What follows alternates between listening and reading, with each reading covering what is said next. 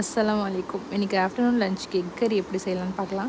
அதுக்கு தேங்காவும் கசகசாவும் கொஞ்சம் அரைச்சி வச்சுக்கோங்க. கசகசா இல்லைன்னா நீங்கள் கேஷ்யூ கூட சேர்த்துக்கலாம். அப்புறம் ஒரு சட்டியில் கொஞ்சம் எண்ணெய் ஊற்றிட்டு பட்டை, கிராம்பு, ஏலக்காய் ஒன்று ஒன்று போட்டுட்டு வெங்காயத்தை அதில் ஃபஸ்ட்டு போட்டு கொஞ்சம் வதங்கினதுக்கு அப்புறமா பச்சை மிளகா, மல்லி, புதினா, அப்புறம் தக்காளி சேர்த்துட்டு கொஞ்சம் வதக்கிடுங்க. அது கொஞ்சம் நல்லா வதங்கினதுக்கப்புறம் இஞ்சி பூண்டு பேஸ்ட் ஒரு 2 ஸ்பூன் போட்டுக்கோங்க.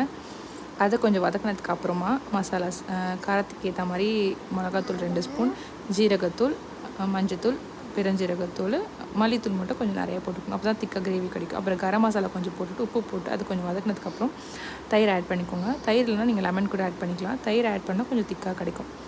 அது கொஞ்சம் வதக்கினதுக்கப்புறம் தண்ணி ஊற்றிட்டு கொஞ்சம் கொதிச்சதுக்கப்புறமா நம்ம அரைச்சி வச்சுருந்த தேங்காய் அதுக்குள்ளே சேர்த்துட்டு அது கொஞ்சம் வெந்ததுக்கப்புறமா பெப்பர் நம்ம கலருக்காகவும் ஃப்ளேவருக்காகவும் ஆட் பண்ணிக்கலாம். அப்புறம் நமக்கு எத்தனை முட்டை வேணுமோ அதை அதில் ஆட் பண்ணிவிட்டு அது கொஞ்சம் கொதிச்சதுக்கப்புறமா கஸ்தூரி மேட்டி வந்து டோட்டலி ஆப்ஷனல் தான், நமக்கு வேணும்னா போட்டுக்கலாம். போட்டால் கொஞ்சம் ஃப்ளேவர் நல்லாயிருக்கும்.